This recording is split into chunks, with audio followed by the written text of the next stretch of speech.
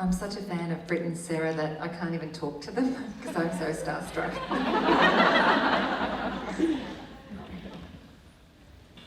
Some people see life in pictures. Others experience it in colour. I see life in words. I love collecting them, speaking them, combining them, making them up, writing them in books, in the sand, on my skin, using them in podcasts, on the screen, on the radio. Appropriately, irreverently, accurately, and fabricatingly.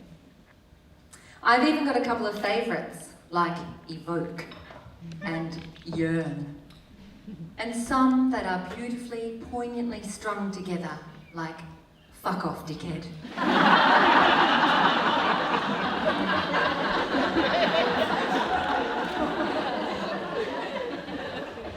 So it was with great surprise, some months ago when I invited my vagina to speak, with a wholehearted welcome to the microphone of my mind, to share her ideas and thoughts, outspoken opinions and gentle musings for this very conversation, that she had nothing to say. 47 years of bossing me around. Relentlessly telling me we're tired, we're elated, we're sexy, we're dumb, men are daft, men are the best, women suck, women are amazing, we're stupid, we're stupidly intelligent, we know nothing. And now, when I needed some clarity, she appeared to have entered a clam of silence. Why wasn't she regaling me as she'd always done, with juicy stories, lusty thoughts, constant reminders of how I'd had my heart broken the hearts of others, or the ways in which I'd allowed her to be inexplicably devalued. Nearly 5 decades of riding wild together. Suddenly now, when she was being given the spotlight in a forum that wasn't sex, wasn't pushing out a baby, having a period, or releasing an egg, now her lips were sealed. I began to wonder if my vag had stopped working. Had I exceeded my orgasm quota? Had I had too many babies? Too much marriage? Too little care? I've never even sat my vag over a steaming bowl of chamomile. Has my vagina been muffled by my luscious unkempt pubes? Has the very bush that keeps the fuckwits out choked my precious pussy?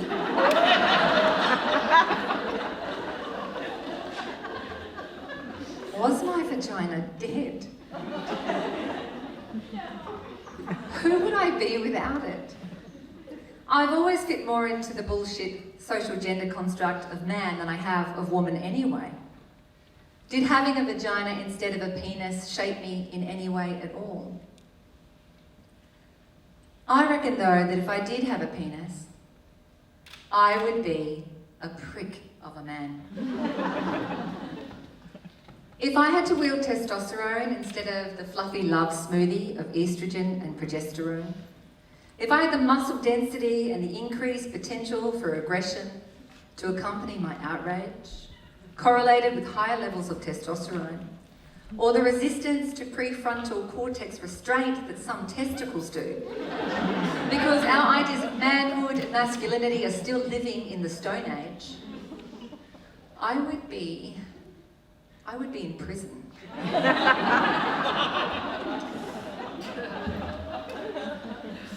Now it gets a little heavy. That's not a reflection or an excuse about gender behaviour.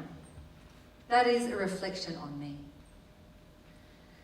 If I wasn't a vagina owner, would I have actualised the thousands of murderous thoughts about certain men in this community who tortured my daughter from the ages of 14 to 20?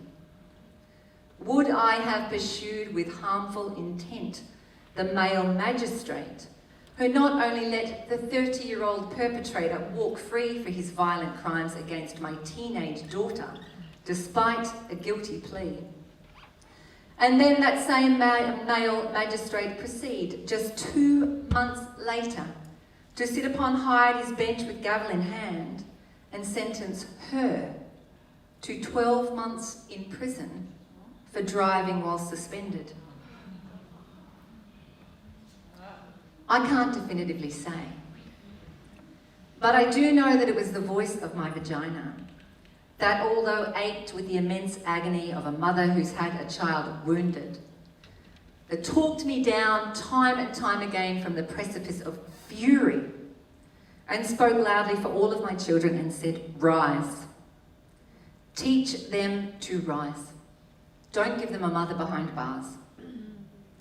Do not be another woman lost in the system who's responded understandably with violence to the injustices of wounded boys who grew to become wounded men who chose to wound women instead of working to heal."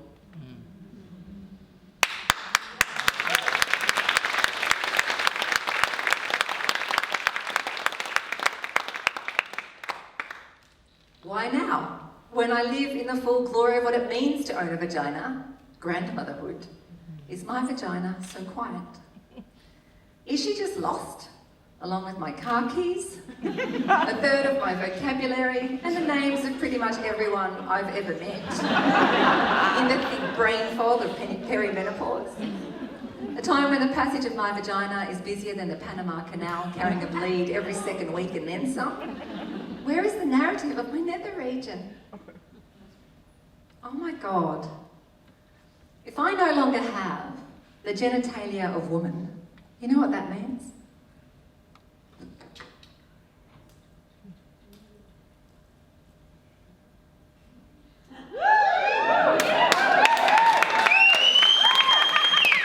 Magically transformed, patriarchy approved nipples for public display.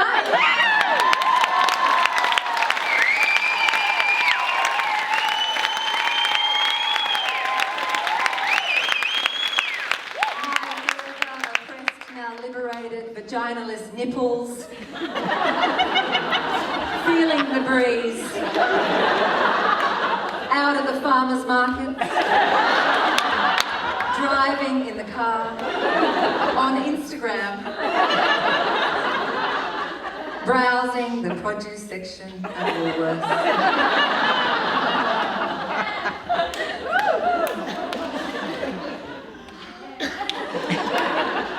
But as amazing as that would be, I decided it was time to go down there and take a look.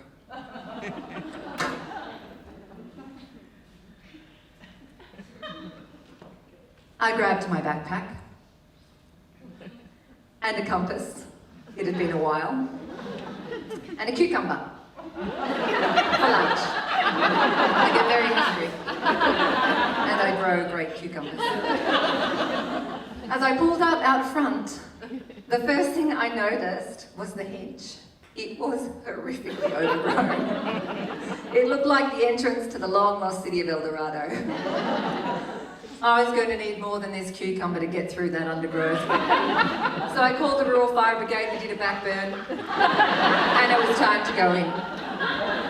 I left a note for my husband that said, "I love you. I'm going to find my vagina. Call me if it's got you bailed up in a corner somewhere." I crawled into the deep thicket and eventually found the doorbell of my clitoris. It had been a while. I gave it a sheepish press. Nothing happened. No chimes, no tingles. I went to press again.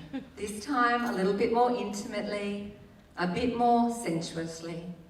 And then remembered, shit, the kids have got school swimming tomorrow.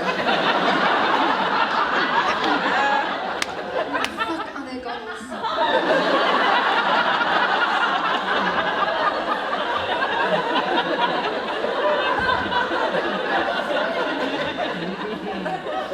After locating the whereabouts of their boardies in my mind and adding a few things to the shopping list, I decided to abandon the sweet talk and just open the door.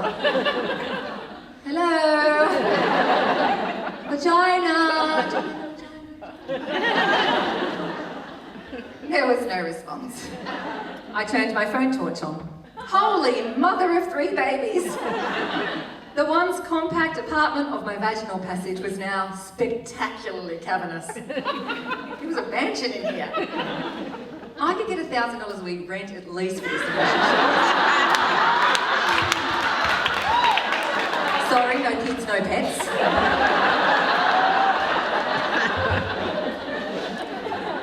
As my eyes adjusted to the darkness, I began to see little pulses of light. Shiny sparkles of wisdom and of life experiences bedazzling the walls. And in complete stillness, there she sat. Like an ancient sage, my vagina not dead, but deep in meditation. I slid down beside her and I said, "Hey, are you okay?" "Yes," she replied. "I'm just fucking tired."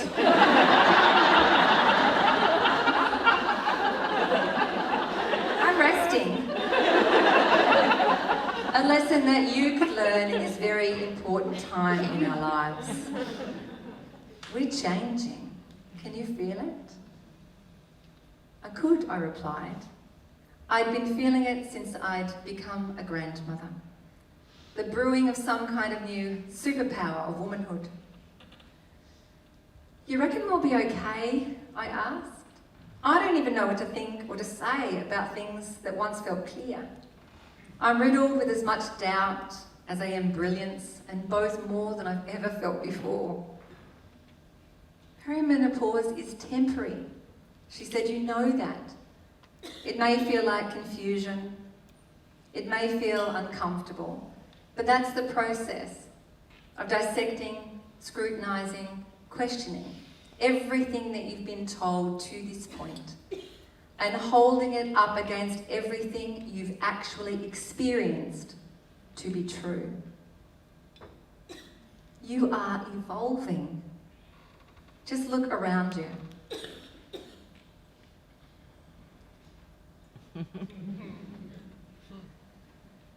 Is there a postcode anywhere in the world with more empowered elder women in it than this one? No.